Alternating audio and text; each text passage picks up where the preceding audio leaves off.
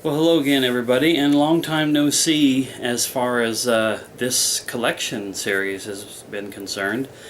I think I've went somewhere right around a month or more since the last part of my PS2 collection. So first of all, just a big apology for not having kept up on this.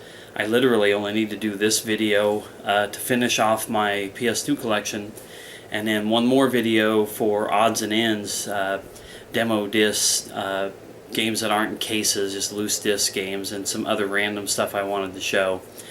But I can't even begin to try to explain or even speculate as to why it's taken so long, other than maybe I was just not excited about the thought that this is my main final game collection series, and once it's done I don't really have anything else to show. I can do a PC video and show some of the random PC games that I have in cases. And I do want to do at some point my strategy guides, but that'll be a massive undertaking and that'll be way down the road. But anyway, I don't want to hold anybody up here any longer than necessary. It's good to just jump right on into the collection. So in the last video we ended with all of my Star Wars games, so we'll start up in the S's on the next games. The first one up here, Starsky and Hutch. I didn't realize I was going to have so much of a glare issue here.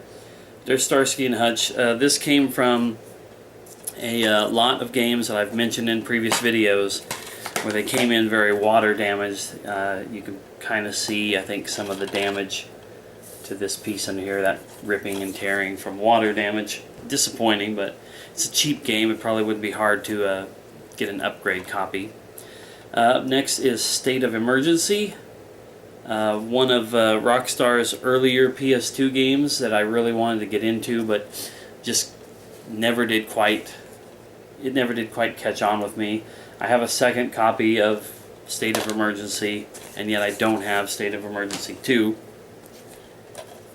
And we have Street Hoops. This was just a cheap game I picked up along the way. Stuntman. This was actually a game I really was interested in when it came out. And I enjoy it, but I'm horrible at it. It is from the creators of the Driver series, which is a series on the PS1 that I was really loved. And then there's Stuntman Ignition, the sequel. I've never played the sequel. And we have The Suffering, which is a horror game. And The Suffering Ties That Bind, which is the sequel to it. Interesting story about these two games. I ordered these on eBay and literally didn't even pay attention to where they were coming from. And the guy happened to actually be here in my town. And when he saw my mailing address, he contacted me and said, "Hey, we're in the same town. Do you want to just meet up for this and not do the shipping thing?" Well, of course, my social anxiety issues went off the charts, and I was like, man, that'd be really cool and all, but we'll just have to see. I hemmed and hawed about it, and eventually he was just like, I'll just send them to you, because I didn't like the idea of having to meet somebody. That's why I never do Craigslist stuff, because that whole thing just freaks me out. Alright, up next is Superman Returns. I have the 360 version of this game, so I've never really checked the PS2 version out. But as far as the 360 version is concerned, it's an alright movie/comic book game. I really did like the way that you can control Superman in flying around, but overall the game was just kind of average at best. We have Siphon Filter, the Omega Strain. Siphon Filter games, the original 3 for the PlayStation 1 are some of my favorite PS1 games. This is okay, but once again, I guess it's growing pains or something. The series just didn't do much for me after it moved to the PS2. I have a sealed, unopened Greatest Hits copy of the Omega Strain. And I have a sealed copy of Siphon Filter Dark Mirror. If I remember correctly, this is one of the PSP games that was ported over to the PS2, as was this one, Logan's Shadow. I haven't tried any of those simply because I kind of got bogged down with Omega Strain. And I have a collection game here, Taito Legends. This has got such great old arcade classics on it as Space Invaders, Elevator Action, which is really the game that sold this one for me. I loved that game when I was a kid. What else does it have on here that's people would probably know? Well, Bubble Bobble is on here. I know that one is a relatively popular game. I don't know, the rest of the games are things I've never heard of. I literally, like I said, I bought it for Elevator Action. Here's some PS2 games, like sequels of a PS1 series that I really loved, which was Tenchu. There's Tenchu Fatal Shadows and Tenchu Wrath of Heaven. I have not played these games. Well, I have sampled at least one of the PS2 games, and I enjoyed it, but same thing as with Siphon Filter. They just didn't really grow up that well for me on the PS2. The originals were the best in my opinion. We have a game called Test Drive. I've never really played this one. I've kind of grown out of racing games. The Thing, this is a like survival horror style game that I really wanted to get into, but I haven't had much of a chance to play it, like so many of these games. We have Time Splitters. It's a very popular series, but it's not a game series that I've really ever been into.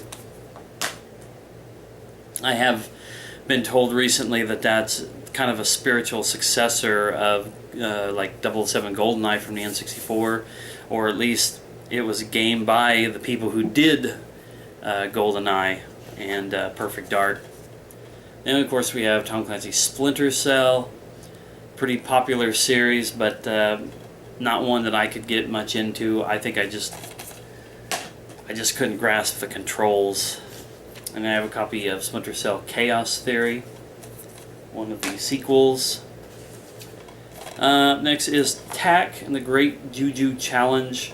This is just kind of one of those kiddie platformer games, and I've never really played this one, so I don't know how it stacks up to like Ratchet & Clank and Jak and Daxter. And we have the Terminator Dawn of Fate. I have played a little bit of this, but it was so long ago I don't remember much about it, but it is a movie tie-in game, so we know how those usually play out. Here's a couple Tomb Raider games. The Angel of Darkness. I always have to try to remember the silly title on this one. I have a Tomb Raider favorite games series video about Tomb Raider and the games that I like in the series, so you want more thoughts on any of these, or the two that I have here, you can check that out. The other one that I have on PS2 is Tomb Raider Legend. And we have some Tony Hawk games. Tony Hawk's Pro Skater 3, that's Greatest Hits. Pro Skater 4, which is an original Black Label. Tony Hawk's Underground, which is the Greatest Hits. Tony Hawk's Underground 2, which is an original Black Label. That's all my Tony Hawk's games. Up next is Torino 2006. This is a Winter Olympics style game. I've checked this out. It's not horrible. It is a 2K game. Up next is a game I debated even including in this video because it's not really mine. But it's Transformers for PS2. I say this isn't really mine, despite the fact that it's been in my collection for 5 or 6 years now, I would say. At least a minimum of like 3 or 4. A friend of mine lent it to me because we're, equal Transformers fans, old and new. So he let me borrow this to check it out. I know it was when I was still married, and it's just kind of come with me over the years. I still see the friend occasionally at my store, and I've told him, "Hey, dude, I still have your game." He's like, "Hey, don't worry about it, as long as I know where it's at." Okay, up next is True Crime New York City and True Crime Streets of LA. A couple of games from Activision and Luxoflux, which is, I recognize that name from the Vigilante 8 games. But these were kind of one of the many GTA style clone games that came out after GTA 3 got big, and they're not bad from what I've played of. I've played a little bit of one of these. Kind of glitchy and just not as polished as the GTA games. Up next is Turok Evolution. I was a big fan of the Turok games on the N64, but I've tried to play them recently and just have a hard time with the controls. But I was eager to seek out the PS2 gen Turok games, and I think they've even had a Turok game on like the 360 and PS3. It'd be nice to check them out, but I have not played Evolution. Here's Twisted Metal Black, an awesome addition or installment in the Twisted Metal series. And then also Twisted Metal Head On, which is also a really good one. This is another PSP game that was ported over to the PS2. Alright, up next is Unlimited Saga. This is another one of my RPG games that I've been collecting over the years, just so that one of these days I assume I'll sit down and actually put some time into them. This is a Square Enix game, but I don't think it gets anywhere close to rave reviews as like Final Fantasy series. And then I've got another Square Enix RPG, Valkyrie Profile 2 Silmeria. All I could say about this was it's a relatively cheap game, and I was glad to have it in my collection. But what I really want is Valkyrie Profile, the original one for PS1. But that's one of those hard to find, cheap RPGs for the PS1. Up next is another Rockstar game I was very eager to get into my collection. That's The Warriors. I was introduced to the movie 6 or 7, 8 years ago or whenever, and just fell in love with it, and always wanted to get this game. I was able to get it, I think, earlier this year, and I'm eager to play that at some point. And we have Warriors of Might and Magic. Don't know much about this one. This one wasn't even a game I wanted to get, like along with those other RPG games. It was just cheap, so I picked it up, but I don't know much about this series. I've heard of it, I just don't know much about how it plays and how good it is. Here's a series that I want to collect all the games for, and hopefully they are as enjoyable as I would like them to be. And that's Way of the Samurai. A very interesting game. I feel like this is a game that kind of splices a lot of realism into the game. A lot of walking around and backtracking and talking dialogue and whatnot, in addition to action. There's a lot of Way of Samurai games, 3 or 4 of them I think altogether, and I hope to get them all someday. Up next is Winback, Covert Operations. This was a game that was on the N64. I believe it was originally on the N64 and it was brought over to this. And I enjoyed the N64 one, so I want to check out the PS2 version. We go to my long line of WWF/WWE SmackDown games. We've got Just Bring It, Shut Your Mouth, Here Comes the Pain, my favorite in the series, SmackDown vs. Raw, SmackDown vs. Raw 2006, 2008, I'm missing the 2007 for PS2, and 2009. After this, or even around this time, they were starting to come out on the 360 and the PS3, so I do have a video about the SmackDown games in my series of my favorite games, so check that out if you're interested. Alright, up next is just a jewel in my collection, not because it's rare or worth anything, or even because I think it's an amazing game, but because of my love of the X-Files, and they put out an X-Files game called Resist or Serve on the PS2. I had to have this. Unlike the PC game, which is one of my favorite games of all time, which is like a point-and-click style adventure, this is a game more in the vein of like survival horror games like Resident Evil or Silent Hill or whatever, where you walk around, find things, shoot the random enemies, have your boss battles, solve puzzles, and collect items to get you from place to place.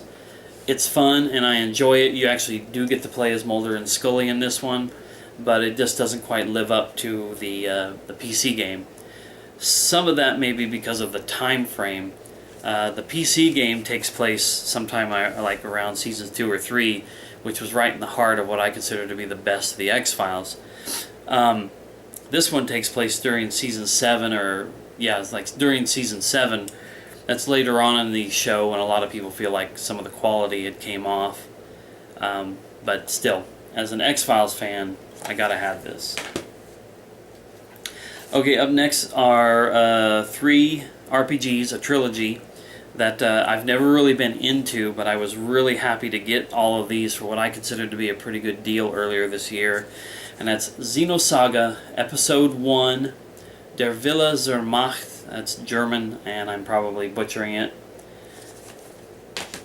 And Xenosaga Episode 2, Jenseits von Gut und Böse.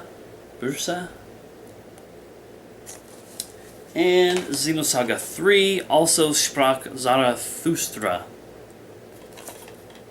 This is, I don't know if all the covers have this like 3D lenticular thing going on, but this one does. It's all 3 of these are great, complete copies. I got strategy guides with all of them, and if any of you know values on these kinds of games, you can tell me if I did a good deal. But I got all 3 of those complete and very nice condition games, and all 3 of the matching strategy guides for $100 total.